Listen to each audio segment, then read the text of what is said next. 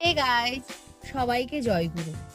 আজ আমরা চলে এসেছি সেই বহু প্রতীক্ষিত এবং দীর্ঘ অপেক্ষার পর পরম দয়ালের 138তম জন্ম মহোৎসবে। পরম পূজ্যপাদ শ্রী শ্রী আচার্যদেব এই উৎসবের নামকরণ করেছেন স্বস্তি লহরী মহামহোৎসব। গেট দিয়ে ঢোকার পর থেকেই এক অদ্ভুত আনন্দ আর প্রশান্তি অনুভব করছি। পুরো উৎসব প্রাঙ্গণ জুড়ে সাজ সাজ রব। ঠাকুর মণ্ডপটি দেখুন, বিশাল বড় আর নানান রকমের রঙিন ফুলে সুসজ্জিত। মন্দিরের কারুকার্য আর সিলিংয়ের সাজসজ্জা দেখে সত্যি চোখ জুড়িয়ে যায়। ঠাকুরের সিংহাসনটি যেভাবে ফুল দিয়ে সাজানো হয়েছে তা এক কথায় অপূর্ব। এরপর আমরা গেলাম বড়মা এবং বড়দাকে প্রণাম করতে। তারপর পরম পূজনীয় শ্রী শ্রী আচার্যদেব দাদাকে প্রণাম জানালাম। জগৎ জননী শ্রী শ্রী বর্মা, শ্রী শ্রী বরদা এবং শ্রী শ্রী আচার্যদেব দাদার সিংহাসনটিও ঠাকুরের ঠিক পাশেই করা হয়েছে। প্রণাম সেরে আমরা গেলাম জলযোগের দিকে। ভান্ডারা থেকে বুফে সিস্টেমের আমাদের দেওয়া হলো গরম গরম লুচি, বোঁদে আর ছোলার ডাল। উফ, কি দারুণ সেই স্বাদ! অমৃত বললেও কম বলা হয়।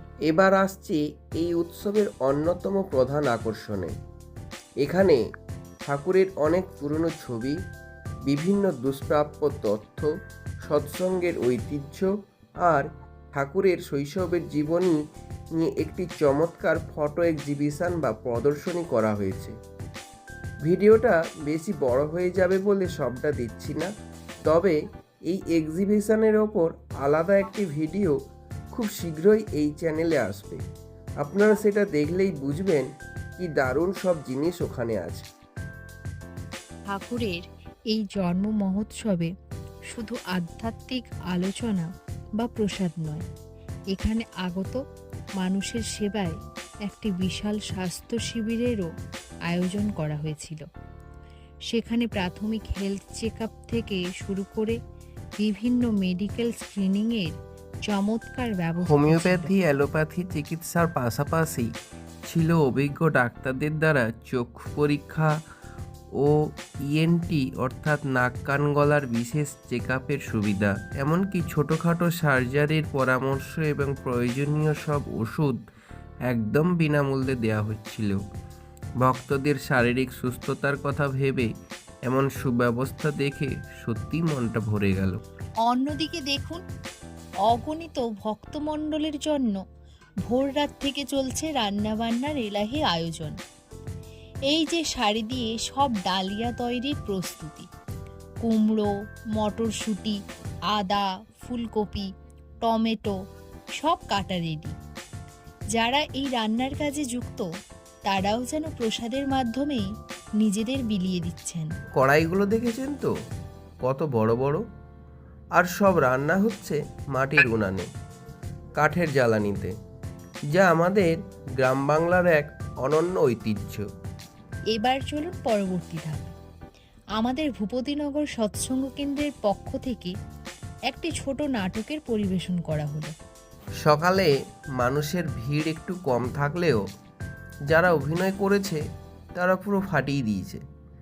এত ছোট ছোট ছেলেমেয়েরা যে কি দুর্দান্ত অভিনয় করতে পারে তা না দেখলে বিশ্বাস করা যায় না।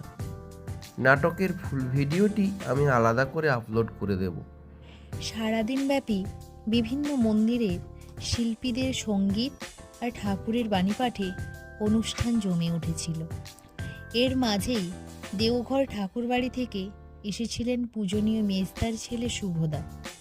আহা, তার সেই হাসি মুখ, চলন বলন আর ব্যক্তিত্ব সবাইকে এক আলাদা আনন্দের অনুভূতি দিচ্ছিল। অগণিত মানুষ তাকে প্রণাম জানালেন।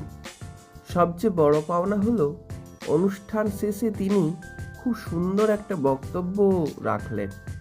ঠাকুরকে নিয়ে আমরা কিভাবে চলবো এবং এখানে এসে তিনি কতটা খুশি হয়েছেন তার সেই অডিওটি আমি রেকর্ড করেছি, যা পরবর্তী ভিডিওতে আপনারা শুনতে পাবেন।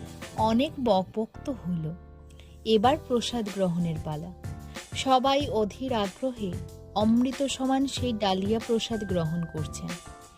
এখানে বুফে সিস্টেমের পাশাপাশি চেয়ার টেবিলে বসে খাওয়ার ব্যবস্থাও ছিল। আমরা সবার সাথে বসে তৃপ্তি করে ডালিয়া প্রসাদ খেলাম। ফুলকপি, গাজর, কাবুলি ছোলা আর মটরশুঁটি দিয়ে তৈরি সেই ডালিয়ার স্বাদ আর গন্ধ যেন এখনো নাকে লেগে আছে। আর সবশেষে আমাদের দীর্ঘ প্রতীক্ষার পর শুরু হলো অমরদূতী লাইভ কনসার্ট। আমি আর বেশি কথা বলবো না, আপনারা গান শুনুন আর উপভোগ করুন। ভিডিওটি একদম শেষ পর্যন্ত দেখবেন, কারণ শেষে থাকছে ঝাড়খণ্ডের বিখ্যাত ছৌ নাচ। জয় গুরু, সবাই ভালো থাকবেন।